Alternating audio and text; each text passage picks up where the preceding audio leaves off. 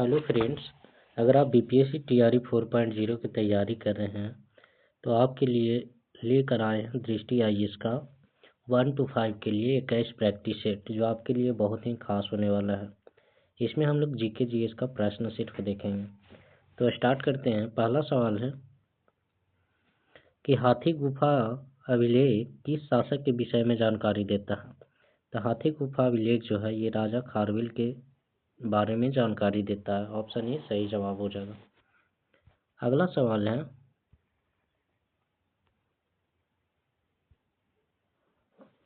निम्नलिखित में से कौन सी जो संस्था है विदेशी व्यापार से संबंधित है। तो विदेशी व्यापार से जो संबंधित है ये नाना देशी हो जाएगा। ऑप्शन सी सही हो जाएगा। अगला सवाल है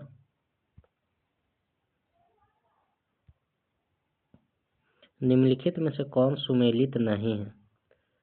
सही नहीं है। तो अदीना मस्जिद जो है ये सही नहीं है। लाल दरवाज़ा मस्जिद जो है ये जौनपुर में है, ये सही है। और दाखिल दरवाज़ा जो है ये गौड़ में है, ये भी सही है।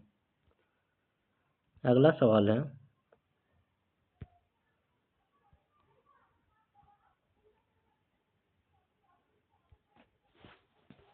मध्यकालीन भारत के इतिहास स्रोतों में चकला शब्द का प्रयोग जो हुआ है यह किसके लिए हुआ।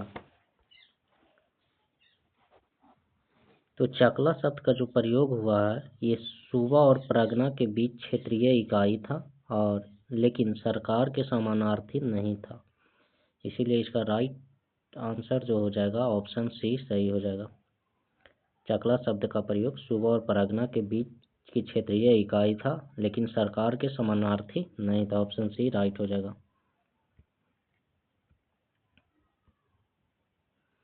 अगला सवाल है कि दिल्ली में पुराना किला के सामने खैरुल मंजिल जो है नामक मस्जिद है, निर्माण किसने करवाया था।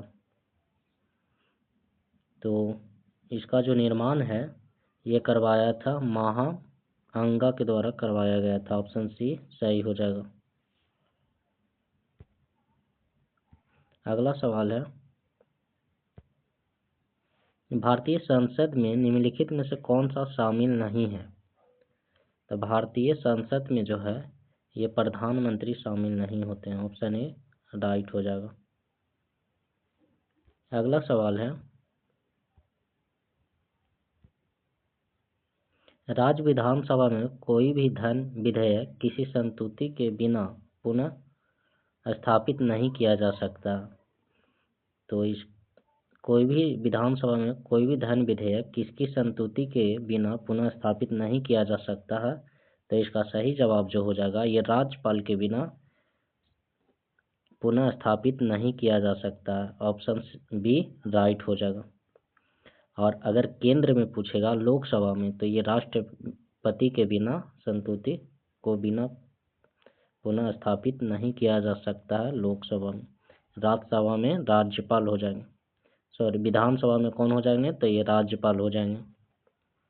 अगला सवाल है राज्य संसद राज्य सूची के विषय के संबंध में कानून बना सकती है। संसद जो है राज्य सूची के विषय में कानून बना सकता है। तो ये इसका राइट जो आंसर हो जाएगा ऑप्शन बी हो जाएगा। यदि राज्यसभा ऐसा संकल्प पारित करती है तब जो है संसद राज्य सूची के विषय में कानून बना सकता है। अगला सवाल है उच्चतम न्यायालय में संविधान के निर्वाचन से संबंधित मामले की सुनवाई करने के लिए न्यायाधीशों की संख्या कम से कम कितनी होनी चाहिए। तो उच्चतम न्यायालय में संविधान के निर्वाचन से संबंधित मामले की सुनवाई करने के लिए न्यायाधीशों की जो कम से कम संख्या होनी चाहिए ये 5 होनी चाहिए। ऑप्शन ए राइट हो जाएगा। अगला सवाल है निम्नलिखित में से किस राज्य में पंचायती राज्य का शुभारंभ सबसे पहले हुआ था। तो किस राज्य में हुआ था सबसे पहले तो ये राजस्थान में हुआ था। ऑप्शन सी राइट हो जाएगा। अगला सवाल है नीति आयोग का स्थापना कब किया गया था? नीति आयोग की स्थापना कब किया गया था? तो ये 2015 में किया गया था। पहले योजना आयोग चलता था, वो योजना आयोग को हटाकर 2015 में नीति आयोग कर दिया गया, और इसके जो अध्यक्ष होते हैं ये प्रधानमंत्री होते हैं। अगला सवाल है, नगरीय भारत का विस्तार एक प्लेटफार्म है, ये किसके द्वारा शुरू किया गया?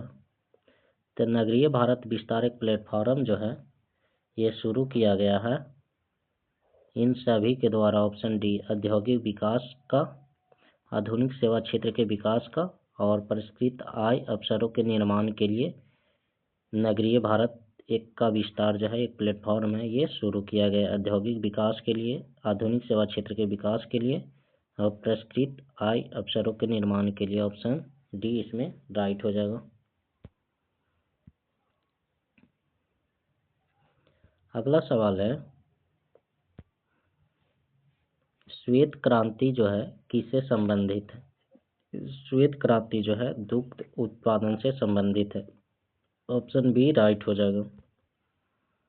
अगला सवाल है, भारत में औद्योगिक क्षेत्र की उपलब्धि को मापने के लिए निम्नलिखित में कौन सी संस्था जो है औद्योगिक उत्पादन सूचकांक को जारी करता है? तो ये जो जारी करता है ये केंद्रीय सांख्यिकी संगठन CSO जारी करता है। ऑप्शन सी राइट हो जाएगा। अगला सवाल है,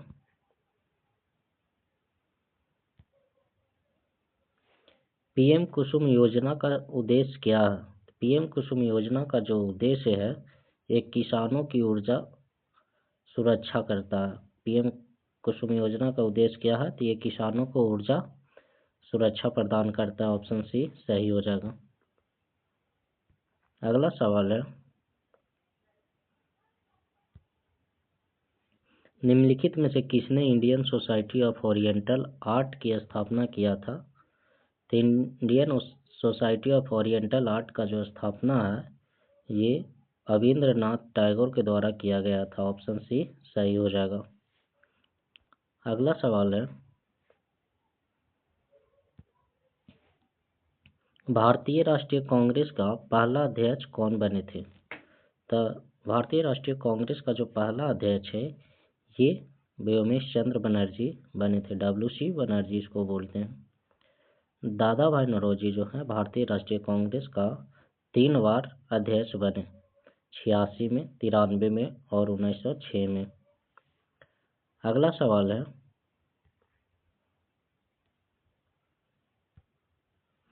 निम्नलिखित में से कौन सुमेलित नहीं है? गलत को चुनना है। तो विक्टोरिया षड्यंत्र का जो प्रकरण है ये 1920 में गलत है, यही गलत है। हावड़ा षड्यंत्र प्रकरण जो है 1910 में हुआ था, ये सही है। और लाहौर षड्यंत्र प्रकरण जो हुआ था 1916 से 1930 के बीच में हुआ था, ये भी सही है। अगला सवाल है, निम्नलिखित में से कौन सुमेलित नहीं है? एशियाटिक सोसाइटी ऑफ बंगाल की स्थापना 1784 में हुआ था, ये सही है। और एशियाटिक सोसाइटी ऑफ बॉम्बे की स्थापना 1899 में नहीं हुआ था, इसलिए बी राइट हो जाएगा। Royal Asiatic society of great Britain का जो स्थापना है 1823 में हुआ था, ये भी सही है। Royal Asiatic society of great Britain का स्थापना कब हुआ था? तो 1823 में किया गया था। अगला सवाल है,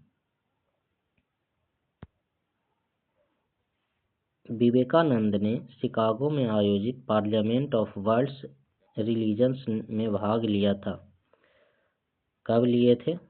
विवेकानंद शिकागो में आयोजित पार्लियामेंट ऑफ वर्ल्ड्स रिलीजन्स में भाग कब लिया था? ये लिए थे 1893 में। ऑप्शन सी सही जवाब हो जाएगा। अगला सवाल है, 1905 में क्रांतिकारी संगठन अभिनव भारत संगठित किया गया था, तो ये कहाँ किया गया था? 1905 में क्रांतिकारी संगठन जो है अभिनव भारत कहाँ संगठित किया गया था? तो इनमें से कोई नहीं हो जाएगा क्योंकि लंदन में किया गया था।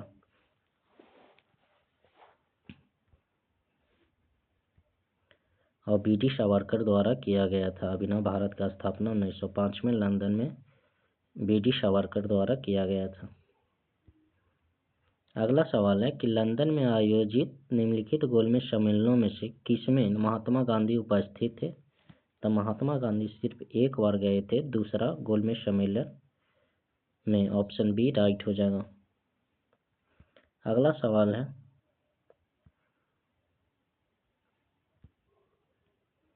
निम्नलिखित में से किस अधिवेशन में कांग्रेस ने पहली बार भारतीय रियासतों के प्रति अपनी नीति घोषित किया था?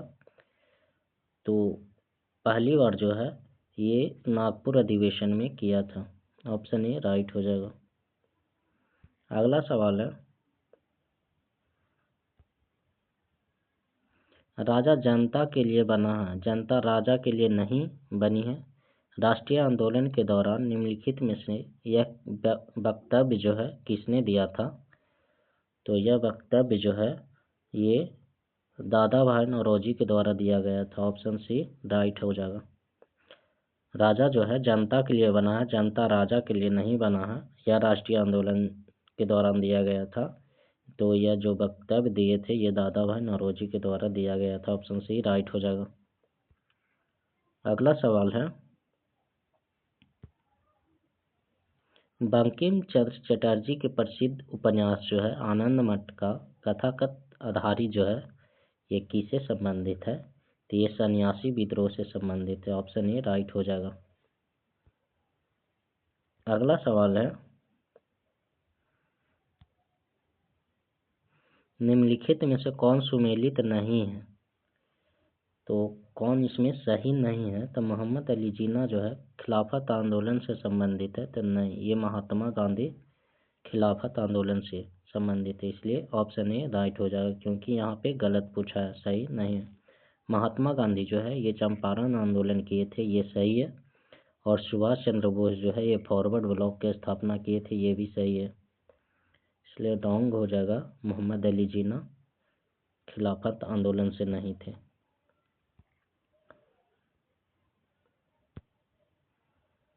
बंगाल विभाजन के समय जो है बंगाल का लेफ्टिनेंट गवर्नर कौन था? तो इसका राइट आंसर जो हो जाएगा सर एंड्रयू फ्रेजर हो जाएगा। सर एंड्रयूज फ्रेजर हो जाएगा बंगाल विभाजन के समय लेफ्टिनेंट गवर्नर। और कौन सा वायसराय था? तो ये लॉर्ड कर्जन 1905 में बंगाल विभाजन से संबंधित था। अगला सवाल है ब्रिटिश पत्रकार जो है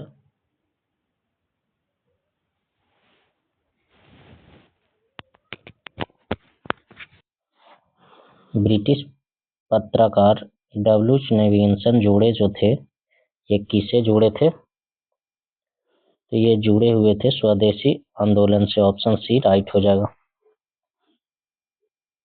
अगला सवाल है भारतीय राष्ट्रीय कांग्रेस का अंतिम अधिवेशन जिसमें बाल गंगाधर तिलक ने भाग लिया था वह कौन सा अधिवेशन था? तो वह अमृतसर अधिवेशन 1919 था। ऑप्शन बी राइट हो जाएगा। अगला सवाल है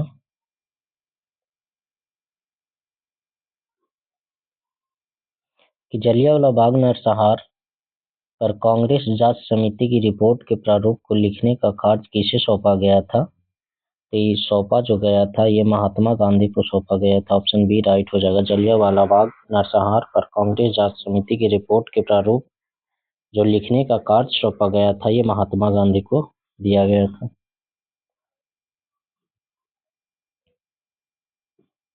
अगला सवाल है कि निम्नलिखित नहरों में से किसका स्रोत दामोदर नदी है?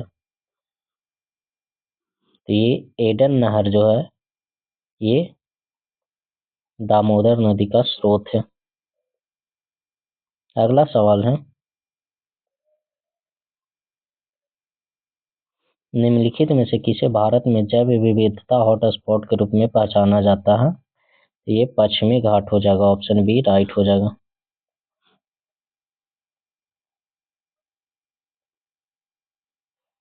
कौन सा सागरीय राष्ट्रीय उद्यान है? तो ये सागरीय राष्ट्रीय उद्यान जो है ये मन्नार की खाड़ी है। ऑप्शन सी राइट हो जाएगा। अगला सवाल है कि निम्नलिखित में से किसे जलवायु परिवर्तन का क्रायोजेनिक संकेतक प्राप्त किया जाता है? तो ये इसका जो राइट आंसर हो जाएगा आइस कोर से प्राप्त किया जाता है। ऑप्शन ए राइट हो जाएगा। अगला सवाल है निम्नलिखित में से किसे प्रायः लघु हिमयुग माना जाता है? तो लघु हिमयुग जो माना जाता है ये 1650 से 1870 के बीच। ऑप्शन सी राइट हो जाएगा। निम्नलिखित में से कौन सा जलवायु परिवर्तन के खगोलीय सिद्धांतों से संबंधित नहीं है? तो संबंधित जो नहीं है ये सौर विकिरण इससे संबंधित नहीं है। ऑप्शन ए राइट हो जाएगा। लेकिन पृथ्वी के घूर्णन का अक्ष की त्रिज्यता का झुकाव जो है ये जलवायु परिवर्तन से संबंधित है। विषुव आयन जो है पृथ्वी की सूर्य से अपसौर या उपसौर की स्थिति ये भी संबंधित है। इसलिए ऑप्शन ए राइट हो जाएगा क्योंकि ये संबंधित नहीं है।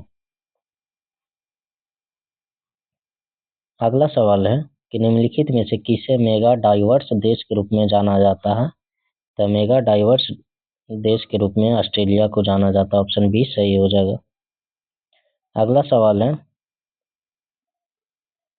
निम्नलिखित में से कौन सी मृदा से संबंधित नहीं है? तो मृदा से जो संबंधित नहीं है ये इडेफिक संबंधित इसे नहीं है। अगला सवाल है निम्नलिखित में से कौन प्रवाल विरंजन में सर्वाधिक महत्वपूर्ण कारक है? तो प्रवाल विरंजन में सर्वाधिक महत्वपूर्ण कारक जो है ये वैश्विक तापन हो जाएगा। ऑप्शन बी राइट हो जाएगा। अगला सवाल है निम्नलिखित में से कहाँ सदाबहार बने पाई जाती है? सदाबहार जो वन पाए जाते हैं ये पश्चिमी घाट में पाए जाते हैं। ऑप्शन सी राइट हो जाएगा। अगला सवाल है निम्नलिखित में से किस राज्य में गन्ने की खेती के अंतर्गत सबसे अधिक भूमि है? तो गन्ना की खेती जो है सबसे अधिक कहाँ किया जाता है? तो ये उत्तर प्रदेश में किया जाता है। ऑप्शन बी राइट हो जाएगा। आपसे प्रश्न पूछा गया है कि बेतवा राष्ट्रीय उद्यान किस राज्य में स्थित है? तो बेतवा राष्ट्रीय उद्यान जो है ये झारखंड राज्य में स्थित है। ऑप्शन ए सही हो जाएगा। अगला सवाल है भारत के अधिकांश सोयाबीन का उत्पादन किन राज्यों में होता है? तो भारत में सबसे ज्यादा सोयाबीन का जो उत्पादन है ये किया जाता है को मध्य प्रदेश और महाराष्ट्र में। ऑप्शन ए राइट हो जाएगा। अगला सवाल है ये भारत का ज्वालामुखी द्वीप कौन सा है? भारत का ज्वालामुखी द्वीप है तो ये हो जाएगा बैरन द्वीप। ऑप्शन सी राइट हो जाएगा।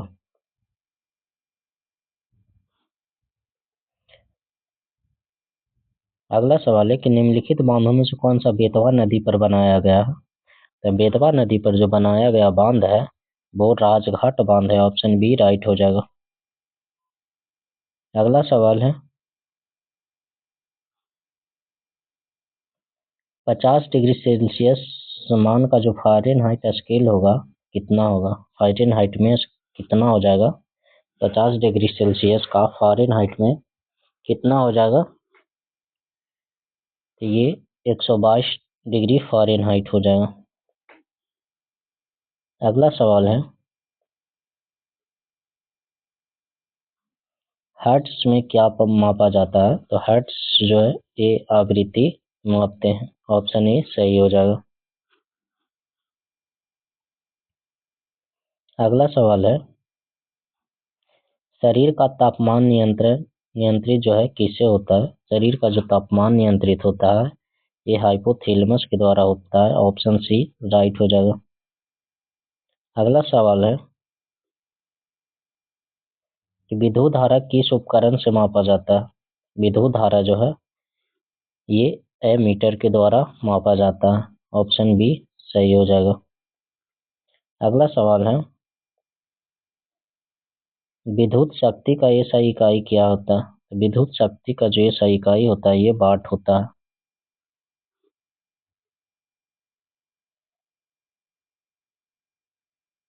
अगला सवाल है कि आधुनिक रसायन शास्त्र का जनक किसे कहा जाता है? तो आधुनिक रसायन शास्त्र का जो जनक है ये लेवोजियर को कहा जाता है। ऑप्शन सी राइट हो जाएगा। अगला सवाल है कि एक तत्व में इलेक्ट्रॉनों और न्यूट्रॉनों की संख्या 18 तथा 20 है, तो इस तत्व का द्रव्यमान संख्या कितना हो जाएगा? तो इस तत्व का जो द्रव्यमान संख्या हो जाएगा 38 हो जाएगा। प्रोटॉन बराबर होता है न्यूट्रॉन प्लस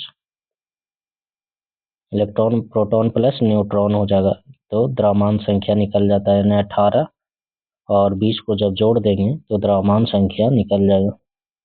न्यूट्रॉनों की संख्या और इलेक्ट्रॉनों को संख्या जब जोड़ते हैं तो द्रव्यमान संख्या निकलता है।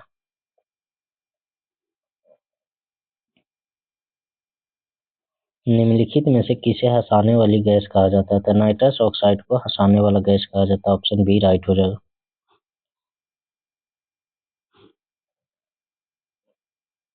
अगला सवाल है कि भारत की मंत्रिपरिषद जो है किसके प्रति उत्तरदायी होता है? तो भारत का मंत्रिपरिषद जो होता है ये लोकसभा के प्रति उत्तरदायी होता है। ऑप्शन सी राइट हो जाएगा। आपसे प्रश्न पूछा गया है कि पानी का पीएच मान कितना होता है? पानी का पीएच मान कितना होता है? तो ये 7 होता है। अगला सवाल है, ग्रीन हाउस गैस का मुख्य घटक कौन नहीं है? ग्रीन हाउस गैस का मुख्य घटक जो है ये ग्लूकोज नहीं होता है। ऑप्शन बी राइट हो जाएगा। ग्रीन हाउस गैस का हो जाएगा मुख्य घटक मीथेन हो जाएगा, कार्बन डाइऑक्साइड हो जाएगा, नाइट्रस ऑक्साइड हो जाएगा।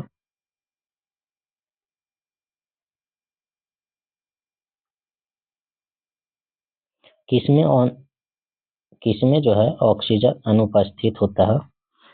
तो किसमें ऑक्सीजन नहीं होता है? तो केरोसिन तेल में ऑक्सीजन नहीं होता। ऑप्शन ए राइट हो जाएगा।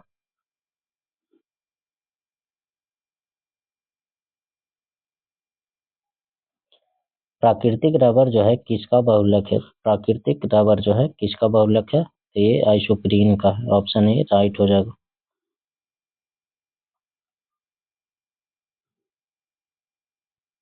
ग्लूकोज का सूत्र क्या होता है? ग्लूकोज का जो सूत्र होता है C6H12O6 होता है। ऑप्शन सी राइट हो जाएगा।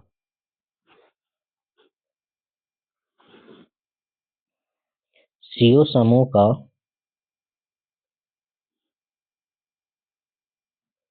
सीओ समूह का आबंध क्रम क्या होता है?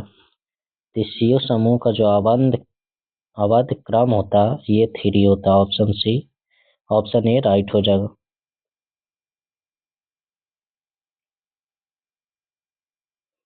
अशोक के शासनकाल में बौद्ध संगीति किस नगर में आयोजित किया गया था? तो अशोक के शासनकाल में बौद्ध संगीति जो है ये किया गया था पाटलिपुत्रा में। ऑप्शन बी राइट हो जाएगा।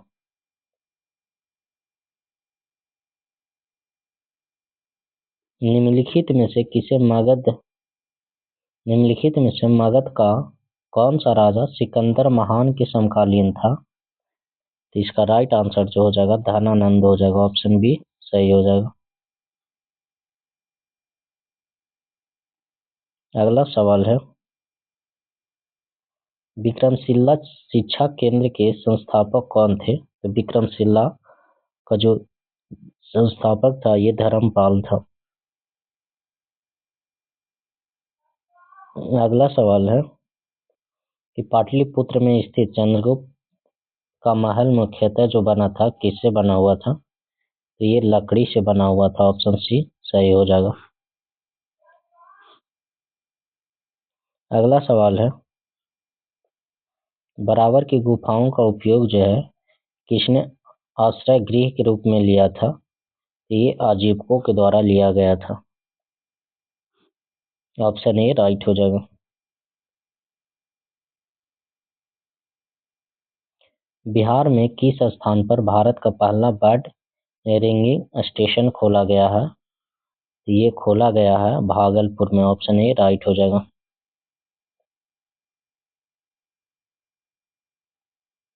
निम्नलिखित में से किसने बिहार में गीत संरक्षण योजना शुरू किया है? तो भारत में जो है निम्नलिखित बिहार में गीत संरक्षण योजना जो शुरू किया है, ये किया है Valmiki tiger reserve, option C right हो जाएगा।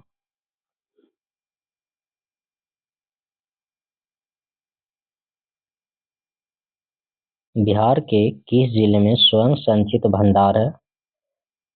तो बिहार में स्वर्ण जो सबसे ज्यादा मिलता है ये जमुई में मिलता है, ऑप्शन ए राइट हो जाएगा। अगला सवाल है, निम्नलिखित में से किस जिले में बिहार का एकमात्र राष्ट्रीय उद्यान स्थित है? तो 99 का जो राइट आंसर हो जाएगा पश्चिमी चंपारण। बिहार का एकमात्र राष्ट्रीय उद्यान कहाँ है? तो ये पश्चिमी चंपारण में है। अगला सवाल है, निम्नलिखित में से कौन सा वन्यजीव अभयारण्य बिहार के मुंगेर जिले में स्थित है? तो मुंगेर में स्थित जो है ये भीम बांध स्थित है, ऑप्शन सी राइट हो जाएगा। अगला सवाल है कि धौली गंगा और अलकनंदा गंगा में कहाँ मिलती है? तो धौली गंगा और अलकनंदा जो है ये मिलता है विष्णु प्रयाग में, ऑप्शन सी राइट हो जाएगा। अगला सवाल है, बिहार में तेल शोधक कारखाना कहाँ है? ये बरौनी में स्थित है, ऑप्शन सी राइट हो जाएगा। अगला सवाल है,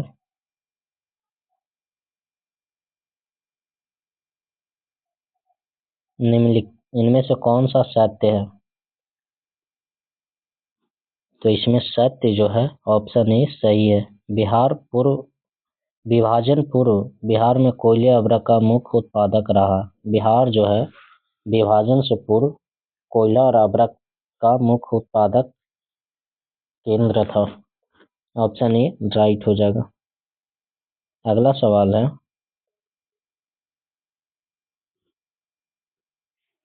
बिहार में सर्वाधिक रासायनिक उद्योग का सर्वाधिक विकास किस जिले में हुआ? तो बिहार में सर्वाधिक जो विकास हुआ है ये रोहतास और बरौनी में हुआ, ऑप्शन बी राइट हो जाएगा।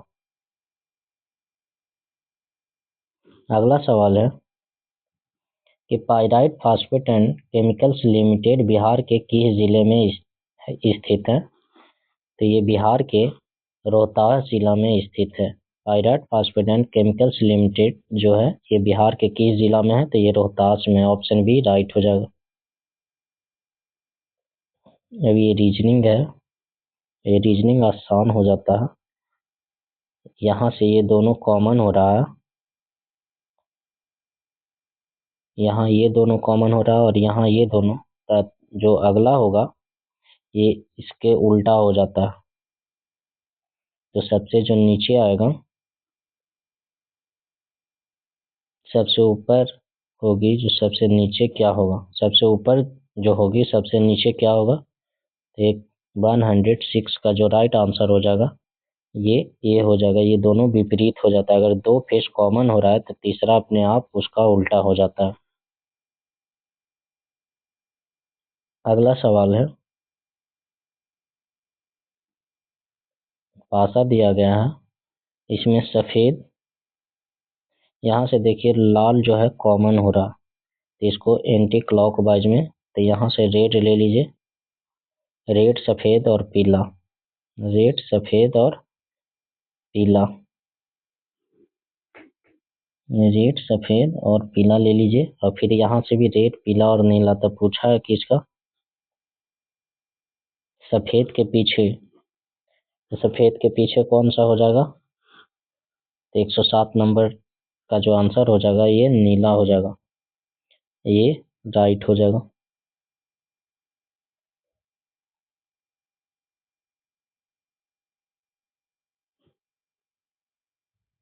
यहाँ भी देखिए 5 और 2 कॉमन हो रहा, 5 और 2 कॉमन हो रहा है, तो 4 और 3 जो है ये उल्टा हो जाएगा। तो 108 का जो राइट आंसर हो जाएगा ऑप्शन बी हो जाएगा। तो आज के लिए बस इतना ही। अगर वीडियो पसंद आया हो तो लाइक कर दीजिए और चैनल को सब्सक्राइब कर लीजिए, क्योंकि हम लोग 21 प्रैक्टिस सेट दृष्टि आईएएस का करने वाले हैं। तो आज के लिए बस इतना ही।